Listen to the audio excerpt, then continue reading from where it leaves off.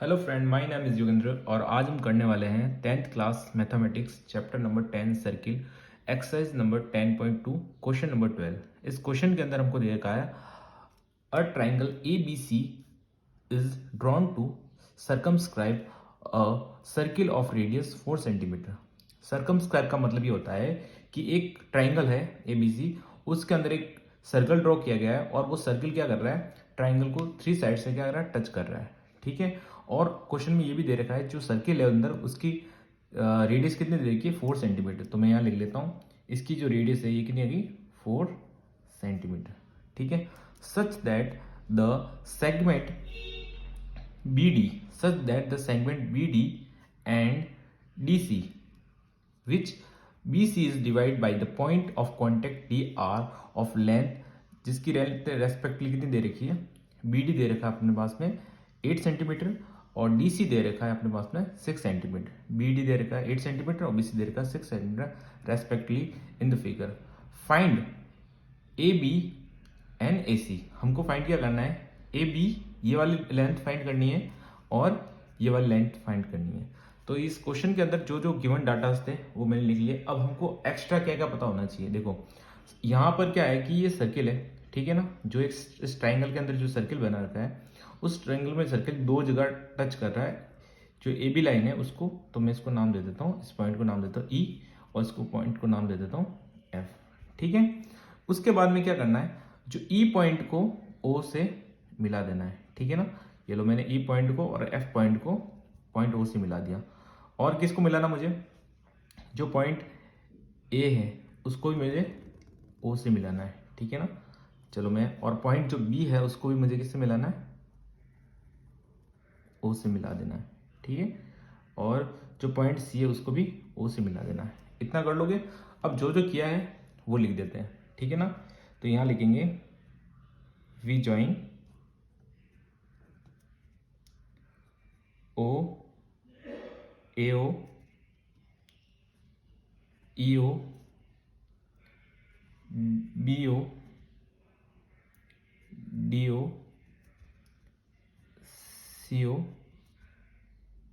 And F O. ठीक है। इतनी बात आगे समझ में। उसके बाद में आपको क्या करना है कि आपको ये पता होगा, जैसे कि देखो ये क्या है, दो टेंजेंट है, ये सर्किल है, सर्किल से जो एक लाइन टच होती है उसको क्या बोलते हैं, टेंजेंट बोलते हैं। एकदम टच होकर जो लाइन निकलती है उसको टेंजेंट बोलते हैं। तो देखो ये एक सर्किल था, इससे कितनी टेंजेंट निकल रही है, देखो ये सर्किल का पॉइंट, कोई बार पॉइंट सी है, ये एक टेंजेंट हो गई और ये एक टेंजेंट हो गई। अब क्या होता है कि जब कोई दो टेंजेंट सेम पॉइंट पे आके मिलती है तो दोनों टेंजेंट की जो लेंथ होती है वो इक्वल होती है। तो मैं कहता हूँ अगर ये 6 सेंटीमीटर है तो सी एफ भी कितना होगा, 6 सेंटीमीटर होगा। आई बात समझ में। तो सी एफ क्या होगा, 6 सेंटीमीटर होगा। सेम यहाँ पर भी है, जो बी पॉइंट पे आके मिल रही है ये दोनों टेंजेंट, ये और ये वाली, तो ये डिस्टेंस और ये डिस्टेंस क्या होगी, इक्वल होगी। तो इसको मैं मान लेता हूँ 8 सेंटीमीटर। ठीक है। इसको मैंने 8 सेंटीमीटर मान लिया। अब रही बात, हमको क्या निकालना था, ए बी और ए सी निकालना था। हमको इसका इतना तो पता चल गया, ई बी तो पता चल गया। अगर ये हमको पता चल जाए, ये वाले डिस्टेंस और ये वाले डिस्टेंस, तो हमारी लेंथ आ जाएगी। तो अगर आपको पता है कि देखो ये भी एक दो टेंजेंट है, ठीक है ना, एफ ए और ई ए, ये भी क्या है, दो टेंजेंट है और सेम एक पॉइंट मिल रही है, तो इनकी भी जो डिस्टेंस होगी वो इक्वल होगी। पर अभी हमको पता नहीं है कि वो डिस्टेंस क्या होगी, तो मैं क्या मान लेता हूँ, उस डिस्टेंस को मान लेता हूँ एक्स। और मैंने कहा है कि दोनों सेम होगी तो इसको भी मुझे एक्स ही मानना पड़ेगा। आगे बात समझ में। अगर इस क्वेश्चन को सॉल्व करना है तो इसका एक आसान तरीका है कि सबसे पहले अपन को क्या लगाना पड़ेगा, यहाँ पर हेरोन्स फार्मूला, जो कि हम 9th क्लास में पढ़ चुके हैं। हेरोन्स फार्मूला हम किस लिए यूज करते हैं, हेरोन्स फार्मूला किसी भी सर्किल के एरिया को फाइंड करने के लिए किया जाता है। किसी भी सर्किल का एरिया अगर फाइंड करना है तो हेरोन्स फार्मूला यूज करते हैं। ठीक है। तो यहाँ पर अपन एरिया फाइंड करेंगे और कैसे फाइंड करेंगे वो देखते हैं। ठीक है ना। स्टेप बाय स्टेप एक एक करेंगे और उसके बाद में आपको पता चलेगा कैसे हेरोन्स के फॉर्मूले से हमने इसके अंदर जो एक्स की वैल्यू निकाली है। ठीक है। तो इस क्वेश्चन को बहुत आराम से देखना। सबसे पहले मैं, जो हेरोन्स का फॉर्मूला होता है वो क्या होता है, हेरोन्स का फॉर्मूला में ये होता है, हेरोन्स का फॉर्मूला होता है एरिया। सपोज मुझे किसका एरिया निकालना है, मुझे एरिया निकालना है triangle A B C, triangle area of triangle A A B C. ठीक है। तो इसका फॉर्मूला होता है under root S bracket S minus A S minus B और एस माइनस सी। ठीक है। अब यहाँ पर आप सोच रहे होंगे कि यहाँ पर ये एस क्या है, ए क्या है, बी क्या है और सी क्या है। मैं आपको बता देता हूँ। जो ए बी सी तो क्या होती है, जो सर्किल की साइड होती है उनको क्या मान लेते हैं अपन, ए बी सी। सपोज मैंने अगर इसको ए माना तो ये मेरी बी हो जाएगी, ये सी हो जाएगी। तो ए बी सी सर्किल की किसी भी साइड को ए बी सी मान लेता हूँ, पर इसको ना ए की सीक्वेंस में मानना। अगर इसको ए माना तो ये बी सी डी, आगे बात सुनने, ऐसा अपन कर लेंगे। उसके बाद में क्या करना, आपको ये एस का मतलब पता नहीं है तो मैं एस का एक फॉर्मूला होता है। एस का फॉर्मूला क्या होता है, जो भी इसकी साइड होती है ना उसको क्या कर ले, इसका अगर एस निकालना है तो मैं एस का एक फॉर्मूला बता देता हूँ आपको। एस कैसे निकालते हैं, सपोज मैंने इसकी साइड मानी ए बी और सी मानी, ठीक है ना। मैंने इसकी साइड मानी ए बी और सी मानी। तो देखो मैं इसको मान लेता हूँ, जो ये साइड है इसको मैं पूरे को क्या मानता हूँ, ए मानता हूँ। ठीक है। इसको मैं मानता हूँ बी मान लेता हूँ, ये मेरी बी होगी। और इसको मैं मान लेता हूँ सी मान लेता हूँ। ठीक है ना। तो एस कैसे निकालेंगे, ए प्लस बी प्लस सी अपॉन 2। तो देखो ए बी सी कितना दे रखा है, देखो हमारे पास ए दे रखा है 8 प्लस एक्स। तो मैं लिख लेता हूँ S is equals to 8 plus X. फिर इसके बाद में प्लस आ जाएगा। उसके बाद में बी कितना दे देगा, बी दे देगा मेरा 6 प्लस 8, मतलब कि कितना हो जाएगा 14। ठीक है ना, कितना हो जाएगा 14। ठीक है ना। फिर सी कितना दे रखा है 6 प्लस एक्स, तो मेरे 6 प्लस एक्स हो गया। ठीक है। तो यहाँ से एस की वैल्यू कितनी आ जाएगी, एस की वैल्यू मेरी आ जाएगी, देखो 8 प्लस ये कर दिया इसको, 8 और 6 को प्लस किया तो कितना आ जाएगा 14। और 14 और 14 जुड़ जाएंगे तो कितना आ जाएंगे 28। तो ये आ जाएगा 28 और प्लस 28 प्लस और एक्स वाली टर्म कितनी है, ये दोनों एक्स वाली टर्म है। तो इधर आ जाएगा, देखो इसका अपन में 2 था तो मेरे को 2 भी लिखना था यहाँ पर, 28x/2 तो 2x। ठीक है, ऐसे लिख दिया। फिर मुझे यहाँ से क्या लूँगा, यहाँ से अगर मैं 2 कॉमन लेता हूँ, यहाँ से क्या ले लेता हूँ, अगर मैं 2 कॉमन ले लेता हूँ तो मैंने यहाँ से 2 कॉमन ले लिया तो यहाँ बचेगा 14 प्लस एक्स अपॉन 2। 2 से 2 कैंसिल आउट हो गया, तो मतलब कि s की वैल्यू कितनी आ गई हमारी, s इज इक्वल्स टू मिल गया अपन को 14 प्लस एक्स। ठीक है, ये हमारी s की वैल्यू आ गई, कितनी आ गई 14 प्लस एक्स मिल गया। ठीक है। अब हमको क्या चाहिए, a भी पता है, b भी पता है, s भी पता है, इस फॉर्मूले में पुट कर लेते हैं। ठीक है, तो मैं इस फॉर्मूले में पुट कर लेता हूँ। ठीक है ना, मैं यहाँ लिख देता हूँ अंडर रूट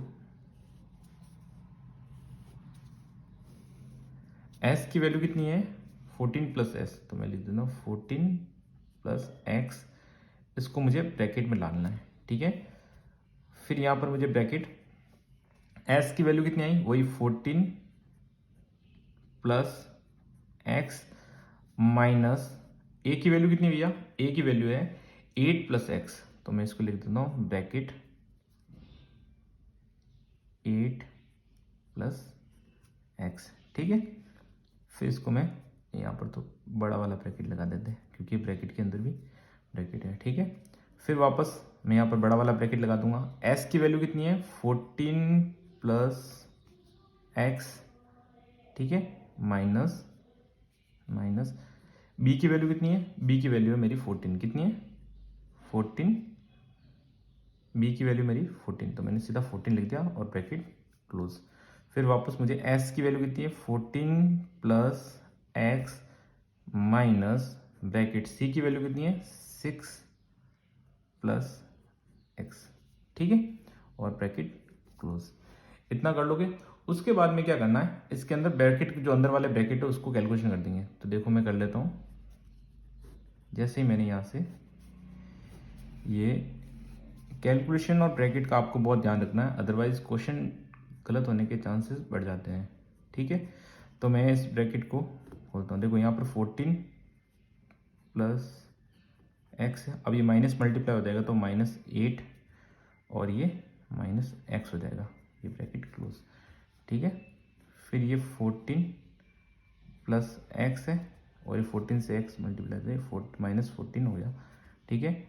और यहाँ पर 14 प्लस एक्स है, ये -6 हो गया और हो गया -x हो गया, ठीक है। अब आपको क्या करना है, यहाँ से जो कैंसिल आउट होता है उसको कैंसिल आउट कर, जैसे कि देखो ये और ये दोनों कैंसिल आउट हो गए, दोनों सेम है और साइन डिफरेंट होते थे, क्या होता है कैंसिल आउट होते हैं। ये देखो -14 ये +14 ये कैंसिल आउट हो गया, ठीक है। ये प्लस माइनस ये कैंसिल आउट हो गया, ठीक है। अब हमारा जो बच जाता है उसको लिख लेते हैं, तो मैंने लिख दिया √ 14 प्लस एक्स ब्रैकेट, इधर क्या बच गया मेरा, इधर मेरा बच गया 14 माइनस 8, तो कितना होता है 14 माइनस 8 कितना होता है 6 होता है, तो मैंने यहाँ पर लिख दिया 6, ठीक है।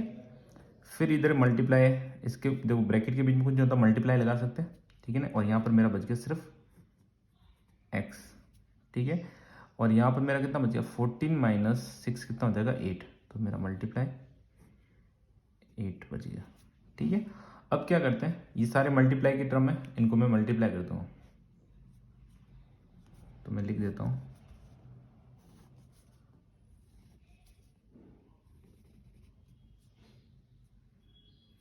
ठीक है। तो यहाँ पर आ जाएगा 14 प्लस एक्स, अब 6 को 8 से मल्टीप्लाई करेंगे तो कितना हो जाएगा 48 हो जाएगा, कितना हो जाएगा 48 हो जाएगा। तो और x को फिर 40 x को मल्टीप्लाई करेंगे तो 48 x हो गया, ठीक है। ये मैंने लिख लिया, आई बात समझ में, इतना इतना कर लोगे। उसके बाद में क्या करना है वो देखो, ठीक है, इतना कर लिया। अब उसके बाद में देखो अभी भी अपनी जो साइड थी x की वैल्यू नहीं आई है, सिर्फ अपने पास x के टर्म में आंसर आ गया। तो अब क्या करना है, आपको एरिया फाइंड आउट करना पड़ेगा ट्राइंगल ABC का किसी और फॉर्म से, और फिर उसको इसके इक्वल में रखना पड़ेगा, फिर इसकी कैलकुलेशन करेंगे तो वहां से अपनी x की वैल्यू आ जाएगी। तो उसके लिए क्या करना पड़ेगा, तो अपन को है ना यहाँ पर 3 ट्राइंगल मानने हैं। सपोज मेरे पास एक ये ट्राइंगल हो गया, ट्राइंगल AOC, मेरे पास ट्राइंगल क्या हो गया AOC, तो मैं लिख लेता हूँ ट्राइंगल AOC, ठीक है। तो AOC एक ट्राइंगल है, ठीक है ना, एक ट्राइंगल है AOC, एक ट्राइंगल है, उसका एरिया फाइंड करना है। क्या करना मुझे, एरिया फाइंड करना। आप सोच रहे होंगे कि इसका एरिया क्यों फाइंड करना, वो आपको थोड़ी देर बाद पता चल जाएगा, ठीक है। पर आप देखते रहिए क्यों अपन ऐसा कर रहे हैं। तो मुझे ट्राइंगल AOC का एरिया फाइंड करना है। तो एरिया का फॉर्मूला क्या आता है, हाफ बेस और हाइट, ठीक है, हाफ बेस इंटू हाइट होती है। तो देखो इस क्वेश्चन के अंदर देखो ये मेरा क्या एक ट्राइंगल ले लिया, तो देखो हाफ की जगह हाफ आ जाएगा, बेस कितना भैया, बेस मेरा आया 6 प्लस, तो मैं ब्रैकेट लूँगा 6 प्लस x, ये मेरा बेस हो गया A से लेके C तक क्या हो गया। और हाइट कितनी है, हाइट जैसे कि देखो अगर ये सर्किल है तो ये भी ये 4 सेंटीमीटर है, और ये भी क्या होगा 4 सेंटीमीटर, ये भी क्या होगा 4 सेंटीमीटर। आगे बात समझ में, ये भी क्या होगा 4 सेंटीमीटर। तो हमारा जो हाइट हो जाएगी वो कितनी आ जाएगी 4 सेंटीमीटर। तो मैं यहाँ से 2 से 4 को कैंसिल आउट करूँगा, कितना आ जाएगा 2, और 2 को जब अंदर मल्टीप्लाई करूंगा तो कितना आ जाएगा मेरा 12 प्लस 2x, ठीक है ना। तो ये मेरा क्या आ गया, जो ट्राइंगल AOC, जो ट्राइंगल AOC था उसका एरिया आ गया, कितना आ गया, मैंने इसको 2 से मल्टीप्लाई किया तो कितना आ गया 12 प्लस 2x हो गया, ठीक है। इसी तरीके से हमारे पास एक ट्राइंगल ये भी होगा COB, एक ट्राइंगल क्या होगा COB। तो मैं इस ट्राइंगल का भी क्या निकाल लेता हूँ, एरिया निकाल देता हूँ, ट्राइंगल COB का एरिया फाइंड कर लेते हैं। तो ट्राइंगल COB का फॉर्मूला वही लगेगा, हाफ बेस मल्टीप्लाई हाइट, ठीक है ना। तो यहां पर देखो हाफ बेस कितना है मेरा, बेस 14 है, 6 प्लस 8 कितना होता है 14, तो मैंने लिख दिया 14। हाइट कितनी है, हाइट मेरी है 4, ठीक है ना। तो ये 2 से 4 कैंसिल आउट हुआ 2, और 2 को फिर 14 से मल्टीप्लाई किया तो कितना आएगा 28, ठीक है ना। ये कितना आ गया 28, इसका एरिया आ गया। और फिर मुझे एक ट्राइंगल और बच रहा है, ट्राइंगल बी ओ ए, कौन सा ट्रायंगल, बी ओ ए। तो मैं ट्रायंगल बी ओ ए, ट्रायंगल जो बी ओ ए, इसका एरिया फाइंड करेंगे। फॉर्मूला वही लगेगा, ठीक है ना, हाफ बेस इंटू हाइट, ठीक है। तो मैं लिख लेता हूँ हाफ, बेस कितना है यहाँ पर, बेस मेरा है 8 प्लस एक्स मल्टीप्लाई हाइट तो वही रहेगी, क्योंकि जितनी इसकी रेडियस होती है ये वाली, ये क्या होगी हाइट 4 सेंटीमीटर। तो मैंने 2 से 4 को काटा, 2 आ गया, ठीक है ना। ब्रैकेट लगाना बहुत जरूरी है, अगर आपने सीधा इस टर्म का लिख दिया ना, आपके क्वेश्चन गलत होने के ज़्यादा चांस होता है। ब्रैकेट लगाना बहुत जरूरी है। 8 को 2 को 8 से मल्टीप्लाई किया 16, और x को 2 से मल्टीप्लाई, ये आ गया 2x। तो आप देख रहे हैं कि इस ये तीनों ट्राइंगल थे अंदर के, ठीक है ना। जो ट्राइंगल ए बी सी, जो ये ट्राइंगल ए बी सी है, वो इन तीनों ट्राइंगल से मिलके बना हुआ है। देख लो, एक ये ट्राइंगल हो गया, एक ये ट्राइंगल हो गया, और ये लास्ट वाला ये ट्राइंगल हो गया, ठीक है ना। इन तीनों ट्राइंगल से मिलके बना है। तो अपन ऐसे कह सकते हैं ना कि जो इन तीनों ट्राइंगल का जो एरिया होगा वही ए बी सी का एरिया होगा, और वही अपन ने क्या निकाला, इसका भी एरिया निकाला। कहने का मतलब है, अगर मैं इन तीनों को प्लस कर दूं, ठीक है ना, एरिया 1, एरिया 2 और एरिया 3 को अगर प्लस कर दूं, तो वो पूरे ट्राइंगल का एरिया देगा। और वही एरिया का मतलब ये भी इसके इक्वल, आप दोनों को इक्वल में रखेंगे और वहां से एक्स की वैल्यू निकाल देंगे। आपको पता है कि फिर हमारे पास में क्या हो जाएगा, 1 इक्वेशन और 1 वेरिएबल आ जाता है। जब भी हमारे पास में 1 इक्वेशन और 1 वेरिएबल आएगा, तो वहां से अपन की उस वेरिएबल की वैल्यू निकाल सकते हैं। तो सबसे पहले मैं ये करता हूँ, जो अपन ने तीनों एरिया निकाले हैं, ठीक है ना, उसको सबको ऐड कर लेता हूँ। ऐड ऑल 3 एरिया, तीनों को ऐड करेंगे तो कितना आएगा, ऐड करने पे देखो हो जाएगा 12 plus 2x plus 28 plus 16 plus 2x, ठीक है। पहले मैं क्या करता हूँ, नंबर को ऐड कर लेता हूँ, ठीक है। नंबर को ऐड करेंगे तो कितना हो जाएगा, देखो 12 प्लस 16 को ऐड किया तो ये हो जाएगा 28, कितना हो जाएगा 28, और 28 यहाँ पर भी है, ठीक है। और 28 और 28 को इंटू करेंगे तो कितना आएगा 56 आ जाएगा। तो मेरे यहाँ पर लिख देता हूँ 56, फिर 2x और 2x को इंटू करेंगे, प्लस करेंगे सॉरी, तो कितना आ जाएगा 4x, कितना आ जाएगा 4x। तो इसका टोटल एरिया कितना आ गया 56 प्लस 4x, इसका क्या आ गया टोटल एरिया आ गया कि 56 प्लस 4x। अब ये जो एरिया, ये फॉर्मूला था, ठीक है ना। तो मैं इस वाले स्टेप को मैं आगे लिखता हूँ, जैसे कि मैं लिख देता हूँ, यही स्टेप को मैं आगे लिखता हूँ, जैसे कि ये वाला था ना, area of triangle A B C कितना निकला था अपना, इधर से अंडररूट की फॉर्म में निकला था 14 प्लस एक्स मल्टीप्लाई 48x, ये था। और अपने ट्राइंगल का एरिया ये वाला निकाल दिया टोटल। तो मैंने इस एरिया को इस एरिया के इक्वल में लिख सकता हूँ, क्योंकि दोनों एक ही के एरिया, ठीक है ना। ये भी ट्राइंगल एबीसी का एरिया, ये भी ट्राइंगल कंप्लीट एबीसी का एरिया है। तो मैं इसको लिख देता हूँ 56 प्लस एक्स, कितना लिख दूँ 56 प्लस एक्स। उसके बाद में क्या करेंगे, ठीक है, 56 प्लस एक्स लिख दिया।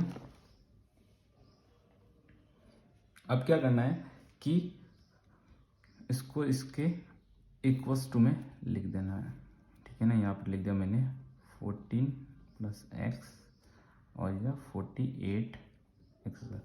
अब मैं क्या करूँगा, बोथ साइड स्क्वायरिंग करूँगा, दोनों साइड में क्या करूँगा स्क्वायर लगा दूंगा, ठीक है। चलो मैं दोनों साइड में क्या लगा देता हूँ, स्क्वायर लगा देता हूँ। पर उससे पहले मैं क्या कर देता हूँ, यहाँ से 4 कॉमन ले लेता हूँ,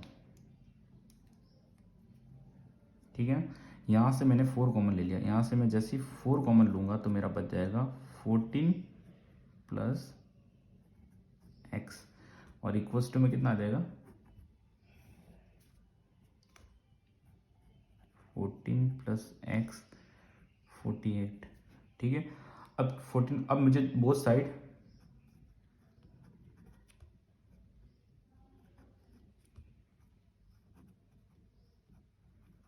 स्क्वायरिंग करने पर, स्क्वायरिंग क्यों कर रहे हैं कि ये अंडरूट हट जाए हमारा, तो दोनों तरफ मैं स्क्वायरिंग करूँगा।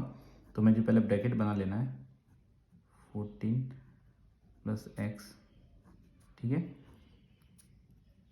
और इधर भी मुझे ब्रैकेट अंडरूट 14 प्लस एक्स और ये स्क्वायर ले जाए। देखो ये स्क्वायर अंडरूट से कैंसिल आउट हो जाता है, तो हमारे यहाँ पर कितना बच गया, हमारे यहाँ पर बच गया, देखो इसको अगर मैं इंटू करूँगा तो कितना हो जाएगा, दोनों मल्टी अलग अलग है, तो 4 का स्क्वायर होता है 16, और ये 14x इधर भी है और 14x इधर भी है, तो मैं इसको ऐसे a प्लस बी की फॉर्म में ओनली करता हूँ। मैं इसको 14x स्क्वायर है तो 2 बार लिख लेता हूँ, जिससे कि वहाँ का जो 14 प्लस एक्स है उसको मैं काट दूंगा, ठीक है। और इधर कितना बच गया मेरा स्क्वायर हटाने पर 14 प्लस एक्स मल्टीप्लाई 48x। अब देख रहे हैं आप यहाँ पर कि इस क्वेश्चन में हमने क्या किया है बेसिकली कि सिंगल इक्वेशन है और सिंगल ही वेरिएबल है। जब भी हमारे पास सिंगल इक्वेशन हो और सिंगल ही वेरिएबल हो तो हमारी इक्वेशन में जो वेरिएबल की वैल्यू हम इजीली निकाल सकते हैं। आपने सुना होगा कि अगर एक इक्वेशन और एक वेरिएबल है तो हम वहाँ से उस वेरिएबल की वैल्यू फाइंड करते थे। अगर हमारे पास 2 इक्वेशन है और 2 वेरिएबल है तो वहाँ से भी उन 2 वेरिएबल की वैल्यू फाइंड कर देते। पर हमारे यहाँ पर क्या है, यहाँ पर एक ही वेरिएबल है और एक ही इक्वेशन है, ठीक है ना। तो देखो यहाँ पर वेरिएबल क्या एक्स एक्स एक्स एक्स ही है और कोई वेरिएबल नहीं दिख रहा है, तो इसको इजीली सॉल्व कर देंगे। अब देखो यहाँ से देखो 14 प्लस एक्स और 14 प्लस एक्स कैंसिल आउट कर दिया मैंने, ठीक है। तो हमारा बच जाएगा यहाँ पर 16 14 प्लस एक्स, इधर बच जाएगा 48x, ठीक है। आगे बात सुनने, यहाँ पर क्या बचेगा 48x बच जाएगा। फिर हम क्या करेंगे, इसको और सॉल्व करने की कोशिश करते हैं, ठीक है। मैं सबसे पहले क्या करूँ, अगर मैं चाहूँ तो इधर इसको इसके डिवाइड में भेज देता हूँ, 16 को इसके डिवाइड में भेज देता हूँ, तो इधर मेरा बच जाएगा 14 प्लस एक्स 48। क्यों भेजा मैंने, क्योंकि जो मल्टीप्लाई में होता है वो डिवाइड में जा सकता है। तो देखो अगर इसको इससे कैंसिल आउट कर देंगे, ठीक है ना। सो ये 16 की टेबल में कितनी जाए हमारा 16 1 जा 16 और 16 3 की टाइम में आएगा 48 होता है, ठीक है। 16 3 जा 48 होता है। तो मेरे यहाँ पर कितना बच गया,